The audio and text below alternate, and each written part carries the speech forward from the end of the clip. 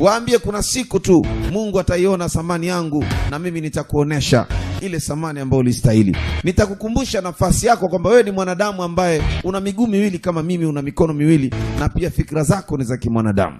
Usije ukasema duniani kuna watu wa hovyo. Kuna siku moja mtu nilimsikia anasema kuna watu wa hovyo katika hii dunia.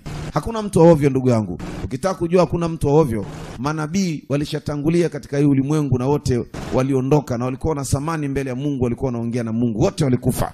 Kwa hiyo hakuna mtu ambaye atakayebaki. Binadamu wote tunalingana katika namna ya maumbile ya Mwenyezi Mungu mwenyewe alivyotuumba. Kwa hiyo hakuna mtu wa hovyo, hata mtu mmoja.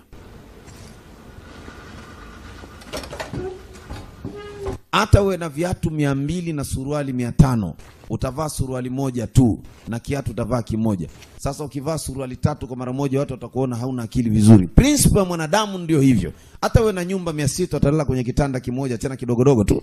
Kwa hiyo hauna tofauti na yule kaukani kuvae. Hata uwe na nguo ngapi. Waambie kuna siku tu Mungu ataiona thamani yangu na mimi nitakuonesha ile thamani ambayo ulistahili. Nitakukumbusha nafasi yako kwamba wewe ni mwanadamu ambaye una miguu miwili kama mimi, una mikono miwili na pia fikra zako ni za kimwanadamu.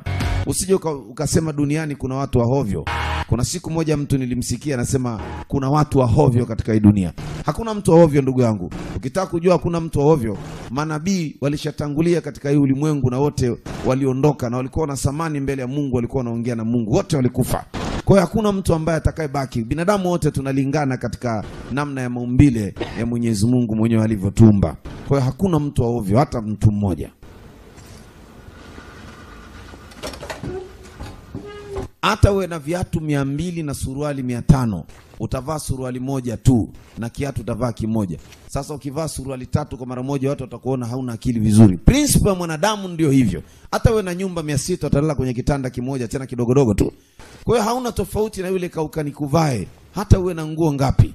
Waambie kuna siku tu Mungu ataiona thamani yangu na mimi nitakuonesha ile thamani ambayo ulistahili. Nitakukumbusha nafasi yako kwamba wewe ni mwanadamu ambaye una miguu miwili kama mimi, una mikono miwili na pia fikra zako ni za kimwanadamu.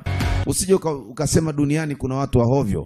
Kuna siku moja mtu nilimsikia anasema kuna watu wa hovyo katika hii dunia. Hakuna mtu wa hovyo ndugu yangu. Ukitaka kujua hakuna mtu wa hovyo, manabii walishatangulia katika hii ulimwengu na wote waliondoka na walikuwa na thamani mbele ya Mungu, walikuwa wanaongea na Mungu, wote walikufa. Kwa hiyo hakuna mtu ambaye atakayebaki. Binadamu wote